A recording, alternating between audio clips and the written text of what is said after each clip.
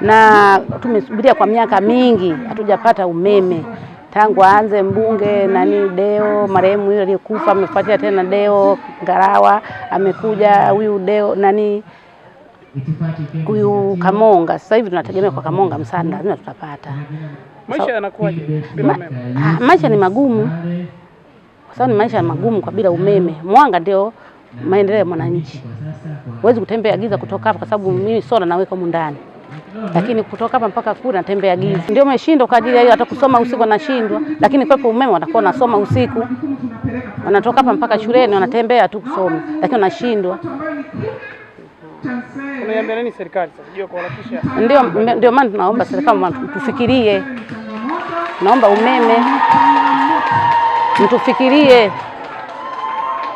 Godfrey Anthony Maipungu ni kijana mzaliwa wa kijiji hiki cha Nsele na ni mkazi pia. Kwa nafasi pia ni mwenyekiti wa kamati ya shule ya msingi Nsele.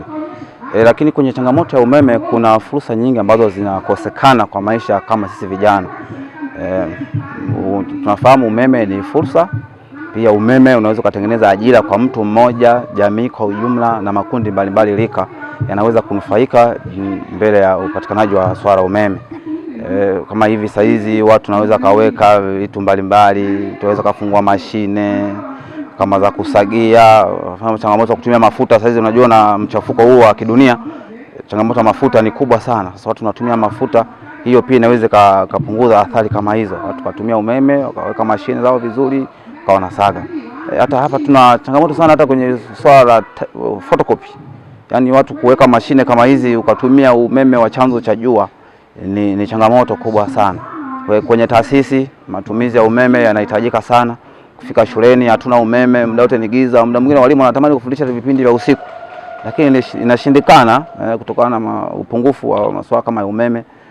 Zahanati kama saizi wale tulikuwa na umeme wa jua, lakini beti bahati mbaya imekufa. Kwa hiyo bado changamoto ya umeme pale ni mambo ni giza.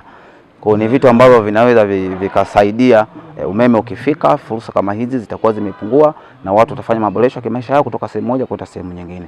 Lakini pia kwenye swala hili unajua kuna gharama fulani za matumizi ya vitu huwa zinapungua. Kwa sababu sasa hizi watu matumizi makubwa tunatumia fuel, chako, kuni.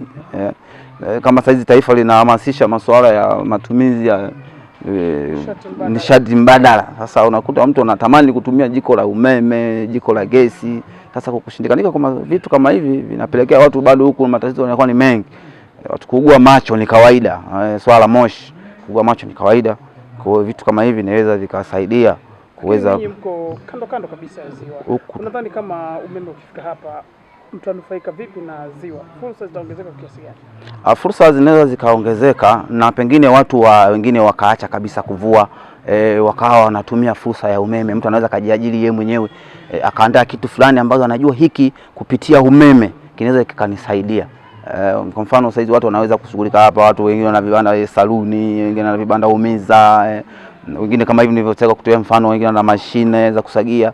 Sasa mtu anatumia mafuta, muda mwingine hali ya hewa inakuwa ni mbaya, anashinda kusafisha mafuta kutoka sehemu moja. Kama unavyoona huko hatuna hata moja diesel, pengine mashine niweze kusema za kuweza kupata mafuta ili tuweze kutumia vifaa kama hivi. Kwa hiyo nafikiri umeme ukifika inaweza kuleta fursa kwa watu binafsi, makampuni, jamii kwa ujumla, tunaweza tukanufaika na watu tunaweza tukaacha kuvua. Joseph Kamonga yuko hapa kwenye ziara yake ya kuwashukuru wananchi na wapiga kura kwa ujumla kwa kile ambacho mlifanyia kwa mwaka jana, na ameahidi kwamba umeme utafika hapa, huko njiani wanakuja. Pengine unaweza kusema nini kuhakikisha jambo hili linatimia? Kwa kinywa chake tumeweza kumsikia kwa nafasi moja ama nyingine. Naweza tukashukuru kwa maneno yake ni mazuri, anatu encourage sisi kama wananchi ambao tulikaa na kuweza kumfikiria na kuweza kumpigia kura kumchagua tena kwa nyingine, lakini tutakuwa na moyo wa furaha zaidi endapo tukio hili likatufikia kwa muda mwafaka kama mheshimiwa alivyoweza kuongea. Endapo ifike Disemba, basi kweli wananchi tuweze kuona tunanufaika na swala la umeme. Tutamshukuru zaidi sana. Maisha bila umeme yakoje? Maisha bila umeme kwa sisi kwa mpaka tulivyo, kwa watu ambao tunasafiri tunaenda sehemu moja kwenda sehemu nyingine, kwa yale unavyoona matumizi ya umeme, na hivi ukirudi maeneo nyumbani kwako naona unaishi bila umeme, si maisha mazuri sana, kwa sababu hata leo ukisikia mheshimiwa diwani hapa anaongelea swala la mtandao, tuna changamoto kubwa sana ya mtandao. Mtandao umefungwa kule, tunatumia chanzo cha jua, muda mwingine jua haliwaki kabisa, tunakosa mawasiliano kabisa. Muda mwingine jua linaweza kawaka kidogo, lakini umeme ukashindikanika kuwa ni wa nguvu sana, kwa hiyo mtandao unashindwa kusukuma. Kufika kwamba kukaa kama maeneo haya swala la mtandao ni hakuna. Kwa hiyo huenda umeme ukifika, watu wataweka fursa, watajenga minara mbalimbali ya simu, fursa kama hizo watu wataweka alopesa mitandao mbalimbali. Kwa hiyo mambo huwa yanabadilika na maisha huwa yanabadilika na yanachangamka zaidi. Na umeme ni mjini. Unaambia nini TANESCO, unaiambia nini serikali kwa maana ya wizara husika, unamwambia nini Mheshimiwa Rais? Sisi serikali tuiombe kwa ujumla watambue kwamba kwanza na sisi ni sehemu ya Watanzania. Tambua kwamba ni sehemu ya Watanzania. Tuna mambo mengi ambayo tunalia mbele ya serikali, muda mwingine kusikiliza inakuwa ni kinyume. Muda mwingine tunaweza kusikilizwa yanafika kwa kuchelewa. Kwa ni sehemu ya Watanzania, hicho tunachoomba mbele yao wapende kutusikiliza. Na sisi huwa tunapata viulizi na maswali mengi na vigumizi na mioyo huwa inatuuma sana. Ndipo tunaona viongozi sehemu nyingine wanafanya kazi, wanafanikiwa, lakini tunapoona kwenye maeneo tunaoishi sisi, nakana utekelezaji wa mambo ambayo yanaahidi inakuwa ni tofauti. Kwa hiyo tunaiomba serikali kile ambacho wanaahidi mbele ya wananchi au kwa wananchi basi waweze kutekeleza kwa muda mwafaka. Jeshi haliwezi kushindwa popote. Sawa ndugu zangu? Kwa hiyo hawataondoka huku mpaka wamalize umeme maeneo yote ambayo bado. Kwa hiyo ndugu zangu, hadi Disemba mtaona hapa kazi kubwa imeshafanyika. Pengine umeme utakuwa umeshawaka. Sababu wameshasainishwa mikataba, fedha wameshapewa, wanaandaa nguzo sasa ili waweze kuzileta. Na kikosi chao kingine kimeenda Kimata. Si mmesikia Lumbila wameshawasha umeme? Kwa hiyo sasa watakuja kuwasha hapa. Na eneo jingine la usafiri wa meli nishafuatilia.